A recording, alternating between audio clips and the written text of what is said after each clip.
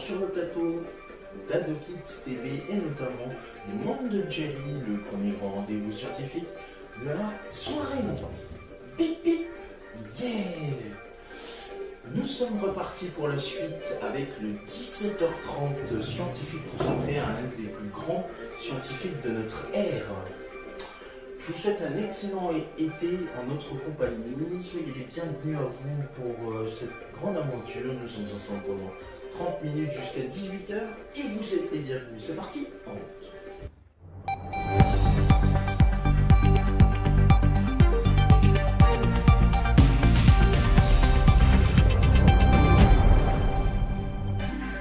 Très bon début de soirée en notre compagnie, les amis. Très heureux de vous retrouver pour ce 17h30 scientifique où nous allons parler d'un nouveau grand homme de la science. Après avoir parlé de Dimitri Mendeleïev hier, nous allons parler cette fois-ci du grand et éminent professeur Albert Einstein. Et justement, le professeur Albert Einstein, lui, est né le 14 mars 1879 à Ulm, dans le Bade-Wurtemberg, dans l'Empire allemand, est mort le 18 avril 1955 à Princeton, c'est dans le New Jersey aux États-Unis. C'est un physicien théoricien.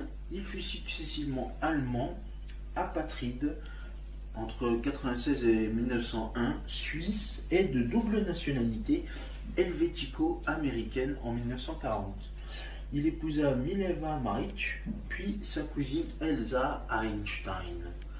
Il publie sa théorie de la relativité restreinte en 1905 et sa théorie de la gravitation dite relativité générale en 1915. Il contribue largement au développement de la mécanique quantique et de la cosmologie et reçoit le prix Nobel de physique en 1921 pour son explication de l'effet photoélectrique. Son travail est très largement connu pour son équation E égale mc2, dont nous allons en parler dans quelques instants, qui établit une équivalence entre la masse et l'énergie d'un système. Il est aujourd'hui considéré comme l'un des plus grands scientifiques de l'histoire, et sa renommée dépasse largement le milieu scientifique. Il est la personnalité du XXe siècle selon l'hebdomadaire Time. Dans la culture populaire, son nom et sa personne sont directement liés aux notions d'intelligence, de savoir et de génie. Son père, Hermann Einstein, né le 30 août 1847 à Buchau et mort le 10 octobre 1902 à Milan, il est entrepreneur, et son épouse Pauline Koch, le 8 août 1876, 3 ans plus tard, le 14 mars 1879, Albert Einstein, leur premier enfant, naît dans leur appartement à Ulm, en Allemagne. L'année suivante, la famille s'installe à Munich. Les Einstein sont des juifs non pratiquants, mais un parent enseigne à Albert les éléments du judaïsme. Il a, vers 11 ans, une phase très religieuse. Il ne mange pas de porc et compose des chants religieux qu'il chante sur le chemin de l'école. Mais je lus mes premiers livres de sciences et j'en terminerai avec la foi d'Abraham. Il ne fait pas sa bar mitzvah et n'apprend pas l'hébreu. L'intérêt d'Albert pour la science est éveillé par une boussole alors qu'il est âgé de 5 ans. L'existence d'une action à distance lui paraît miraculeuse et l'étonne très vivement. À 12 ans, un petit livre sur la géométrie euclidienne du plan, qu'il nommera plus tard le livre sacré de la géométrie, le marque fortement. Son oncle Jacob, ingénieur associé dans l'entreprise de matériel électrique de son père, lui pose des problèmes mathématiques. Max Talmay, un étudiant en médecine qui dîne souvent chez les Einstein, lui offre des livres de sciences et plus tard les œuvres de Kant. Et ils ont souvent de longues discussions. Einstein présente un parcours scolaire relativement atypique par rapport aux éminences scientifiques qui furent plus tard ses contemporains. Très tôt, le jeune homme s'insurge contre le pouvoir arbitraire exercé par les enseignants. Il est donc souvent dépeint par ces derniers comme un mauvais élément très étourdi. Il éprouve jusqu'à tard dans son enfance des difficultés pour s'exprimer. Il commence sa scolarité au Luitpold-Gymnasium de Munich, mais il est renvoyé à l'âge de 15 ans, son professeur de grec jugeant sa présence incompatible avec la stricte discipline y régnant à l'époque. Il a d'excellents résultats en mathématiques. Il rejoint ses parents à Pavie, en Italie, en 1895 et renonce à sa nationalité allemande. Abandon officialisé en 1896 le fait qu'il ait perdu la nationalité allemande. À Pavie, les Einstein s'installent au Palazzo Cornazzani, un édifice médiéval où vécurent à différentes époques Ugo Foscolo, Contardo Ferrini et Ada Negri. Dans sa demande de répudiation de la nationalité allemande, il déclare n'adhérer à aucune confession religieuse, signant ainsi sa rupture officielle avec la religion juive. À 16 ans, il décide d'intégrer l'école polytechnique fédérale de Zurich, à laquelle on peut alors accéder sans avoir de baccalauréat. Il rate cependant l'examen d'entrée. Les examinateurs ayant découvert son potentiel l'incitent à se présenter une deuxième fois. Il entre à l'école cantonale d'Aarau en Suisse et y passe une année pour mieux se préparer au prochain examen. Il y trouve une atmosphère plus ouverte et favorable à son apprentissage. Les étudiants étant davantage incités à penser par eux-mêmes qu'à réciter des leçons apprises. En 1896, il réussit l'examen et intègre à l'automne le PFZ, où il se lie d'amitié avec le mathématicien Marcel Grossmann, qui l'aidera plus tard en géométrie non euclidienne. Il y rencontre aussi Mileva Marić, sa première épouse, une des toutes premières étudiantes de l'école qui travaillera également avec lui sur la théorie de la relativité et mettra ses propres recherches. Il obtient de justesse son diplôme en 1900, s'avouant dans son autobiographie incapable de suivre les cours, de prendre des notes et de les travailler de façon scolaire. Au cours de cette période, il approfondit ses connaissances en autodidacte par la lecture de livres de référence comme ceux de Kirchhoff, ou de Hertz, de Helmholtz ou de Maxwell. Son ami Michele Besso l'initie aux idées de la mécanique d'Ernst Mach. Il obtient la nationalité suisse en 1901 qu'il gardera jusqu'à la fin de sa vie. Selon plusieurs biographes, cette période de 1900 à 1902 est marquée par la précarité de sa situation. Il postule à de nombreux emplois sans être accepté. Sa misère préoccupe son père qui tente en vain de lui trouver un poste. Albert se résigne alors à s'éloigner du milieu universitaire pour trouver un emploi dans l'administration. Et franchement, il va faire beaucoup de chemin. Il publie son premier article scientifique dans les Annalen der Physik, article consacré à ses recherches sur la capillarité en 1901.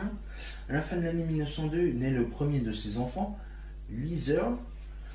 Son existence a longtemps été ignorée des historiens et il n'existe aucune information connue sur son devenir, bien qu'une biographe conclut que l'enfant handicapé mental est morte en bas âge. Albert et Mileva se marient en 1903, son père lui ayant finalement donné sa permission sur son lit de mort. En 1904, le couple donne naissance à Hans Albert puis Edward. En 1910. En 1902, Albert trouve, grâce à Marcel Grossmann, un emploi à l'office des brevets de Berne, ce qui lui permet de vivre correctement tout en poursuivant ses travaux. Il emménage entre 1903 et 1905 à l'actuelle maison d'Einstein, 49 Tramgasse. Durant cette période, il fonde l'Académie Olympia avec Konrad Habicht et Maurice Solovine, qui traduira plus tard ses œuvres en français. Ce cercle de discussion se réunit à la maison d'Einstein et organise des balades en montagne. Einstein partage le résultat de ses travaux avec Konrad Habicht et lui envoie les articles qu'il publie pendant l'année 1905 concernant les fondements de la relativité restreinte, l'hypothèse des quanta de lumière et la théorie du mouvement brownien qui ouvre de nouvelles voies dans la recherche en physique nucléaire, mécanique céleste, etc. L'article portant sur le mouvement brownien prend appui sur les travaux qu'Einstein développe plus tard et qui aboutissent à sa thèse intitulée Eine neue Bestimmung der Moleküldimensionen, ce qui veut dire une nouvelle détermination des dimensions moléculaires en allemand, et à son diplôme de doctorat le 15 janvier 1906. Il déménage en Allemagne et habite à Berlin pendant de nombreuses années. En 1914, il devient membre de l'Académie royale des sciences et des lettres de Berlin. Son poste à Berlin lui permet de se consacrer tout entier à ses travaux de recherche. Mileva et Albert se séparent et elle rentre en Suisse avec leurs enfants. À l'ouverture du conflit de la Première Guerre mondiale, il déclare ses opinions pacifistes. La ville de Berlin s'était engagée à lui fournir une maison, mais Albert Einstein obtient finalement un terrain sur lequel il fait construire une maison à ses frais.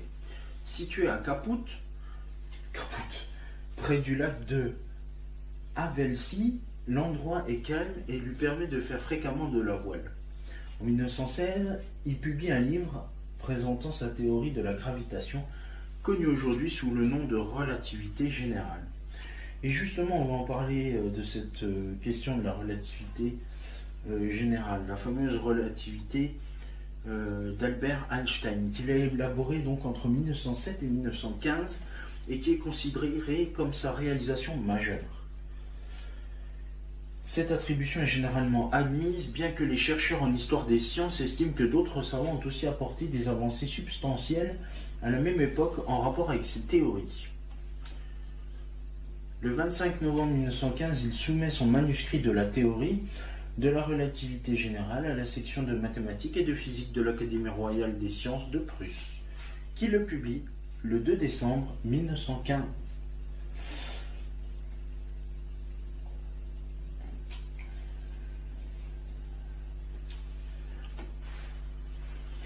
Donc, pour en revenir à cette fameuse théorie, c'est une théorie relativiste de la gravitation, c'est-à-dire qu'elle décrit l'influence de la présence de matière et plus généralement d'énergie sur le mouvement des astres en tenant compte des principes de la relativité restreinte. Alors, on va grossir sur relativité restreinte. Donc, la relativité restreinte, c'est la théorie élaborée par Albert Einstein en 1905 en vue de tirer toutes les conséquences physiques de la relativité galiléenne et du principe selon lequel la vitesse de la lumière dans le vide a la même valeur dans tous les référentiels galiléens, ce qui était implicitement énoncé dans les équations de Maxwell. Donc la relativité, on va remonter encore plus loin, la relativité galiléenne, elle est née de Galilée, un principe physique qu'il a exprimé au XVIIe siècle, sans être alors nommé ni principe ni relativité. Selon ce principe, les lois de la physique restent inchangées dans des référentiels dénommés depuis galiléens. Il illustre cela en se supposant enfermé dans la cabine d'un bateau pour observer des gouttes d'eau tomber une à une d'une bouteille. Peu importe que le bateau soit immobile ou se déplace à n'importe quelle vitesse, pour autant qu'elle soit constante. Les mouvements qu'on observait pour ces gouttes seraient totalement similaires. Ce principe n'est pas intuitif, on pourrait ainsi s'attendre à ce que dans un bateau se déplaçant très vite, les gouttes ne tombent pas verticalement, mais suivent un mouvement vers l'arrière. Car c'est ce qui se passe si l'expérience est réalisée sur le pont d'un bateau.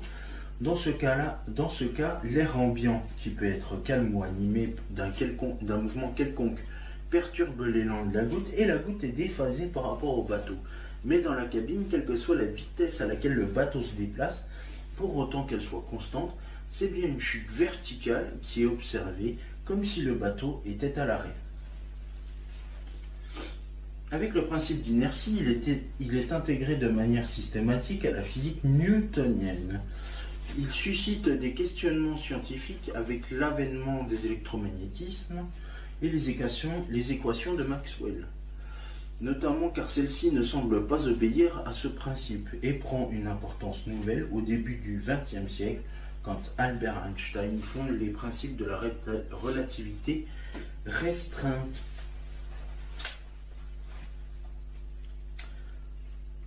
Voilà, donc, J'espère que vous avez compris cette relativité galiléenne. Au pire, on en reparlera dans un autre épisode. Mais retournons un petit peu pour comprendre ce qu'est la relativité restreinte. Donc vous avez vu, on a parlé de la relativité galiléenne, qui fait que quand on se déplace, il y a forcément un effet de déplacement. Et on rajoute à cela le principe de la vitesse de la lumière dans le vide, qui a la même valeur que tous les référentiels qui ont été prédits par Galilée, et nous obtenons la relativité restreinte.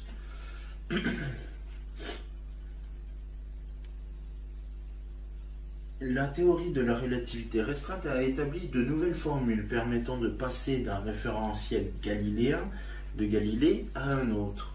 Les équations correspondantes conduisent à des prévisions de phénomènes qui heurtent le sens commun, mais aucune de ces prévisions n'a été infirmée par l'expérience. Un des plus surprenants étant le ralentissement des horloges en mouvement, qui a permis de concevoir l'expérience de pensée souvent appelée le paradoxe des jumeaux. Ce phénomène est régulièrement utilisé en science-fiction.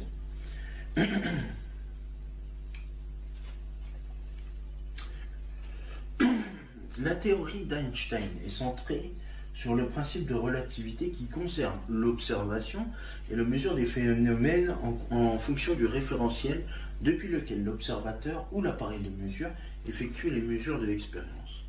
La relativité restreinte ne considère que le cas où l'observateur est dans un référentiel inertiel, en lien avec l'inertie. Les autres référentiels sont l'objet d'études de la relativité générale.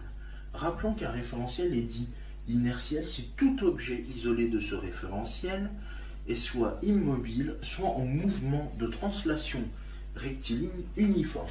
Le mouvement de translation, c'est le mouvement qui permet de se déplacer d'avant en arrière, ou bien de gauche à droite. Et le mouvement, donc par opposition de rotation, c'est le fait de tourner sur soi-même, soit dans un sens, soit dans l'autre sens. Par exemple, une fusée dans l'espace, loin de toute masse, constitue un référentiel inertiel, si aucun moteur n'est allumé. Les deux postulats de la relativité restreinte sont les suivants. Les lois de la physique ont la même forme dans tous les référentiels galiléens. La vitesse de la lumière dans le vide a la même valeur dans tous les référentiels galiléens. Le premier postulat est le principe de relativité, proprement dit, dans sa conception restreinte à la classe des référentiels inertiels. Il formalise un constat de Galilée selon lequel le mouvement rectiligne uniforme est comme rien pour l'observateur appartenant au référentiel mobile. Le second postulat formalise l'interprétation des équations de Maxwell, suivant laquelle il n'y a pas d'éther, et il est conforme aux expériences. Il est équivalent au postulat que la vitesse de la lumière ne dépend pas de la vitesse de la source lumineuse dans le référentiel de l'observateur. Une des conséquences est que la lumière peut être utilisée de manière identique dans tout référentiel inertiel comme moyen de communication pour y synchroniser les horloges qui y sont immobiles. On peut se passer du second postulat pour déterminer les équations des transformations de Lorentz, à condition d'introduire une hypothèse supplémentaire au premier postulat. L'espace-temps est homogène et isotrope. Ce fait fut découvert dès 1910 par Kunz et indépendamment par Comstock. L'hypothèse additionnelle conduit à un groupe de transformations dépendant d'un paramètre C2, C au carré, physiquement homogène au carré d'une vitesse. Ces transformations s'identifient aux transformations de Galilée si C au carré C2 est infini et aux transformations de Lorentz si C2 est fini. C au carré est fini. Ah, incroyable. Est fini positif. Dans les deux cas. L'identification de C à la vitesse de la lumière établie comme finie par les observations se traduit par le second postulat. Jean-Marc Lévy-Leblond fait remarquer que cette approche implique seulement l'existence d'une vitesse limite C, qui est celle de toutes les particules sans masse et donc de la lumière dans nos théories actuelles. Si le photon devait s'avérer avoir une masse, la relativité ne serait pas remise en question, mais la lumière aurait une vitesse légèrement inférieure à c, et qui dépendrait des référentiels ainsi d'ailleurs que de l'énergie des photons, la constituant et donc de sa longueur d'onde.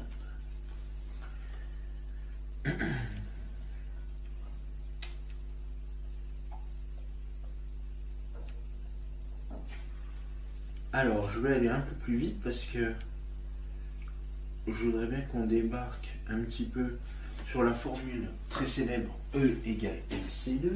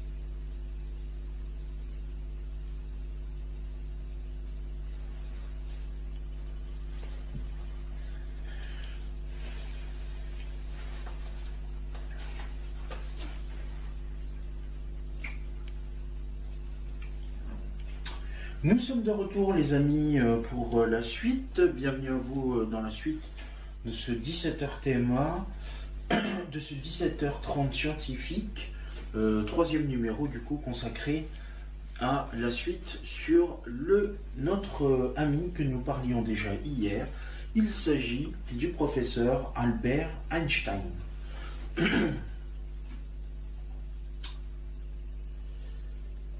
Eh bien, je n'ai pas...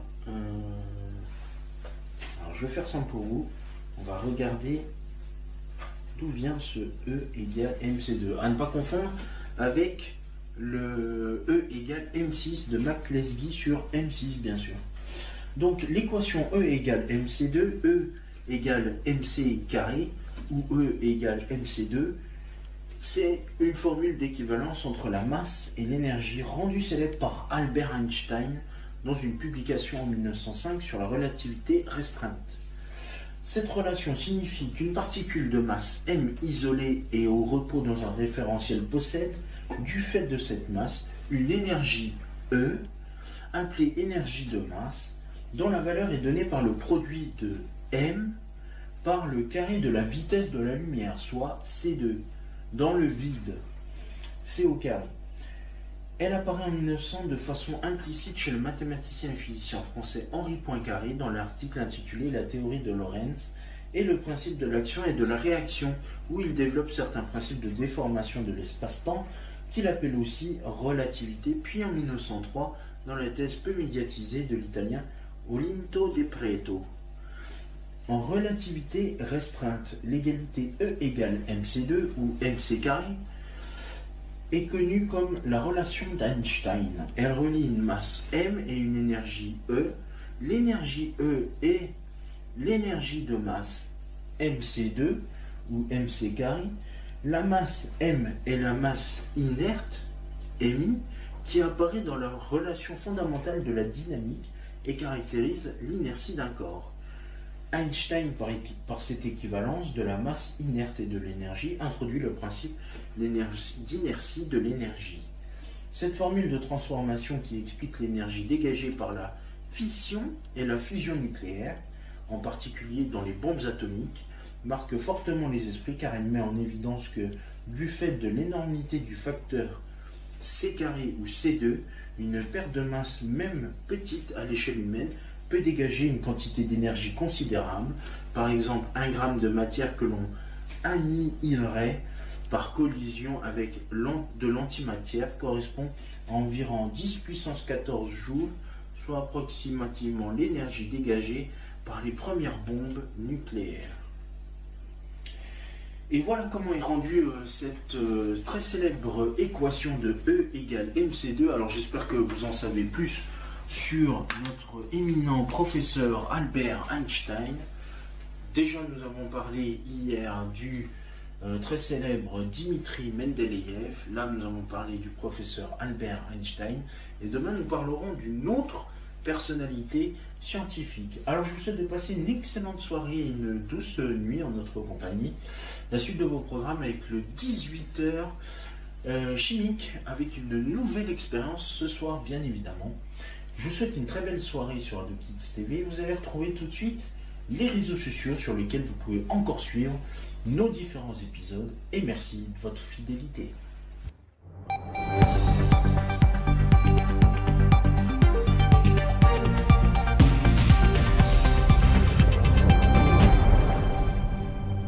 Mes petits poussins, mes petits poulets, vous pouvez voir s'afficher sur votre écran les réseaux sociaux, mais aussi le compte YouTube d'Ado Kids TV.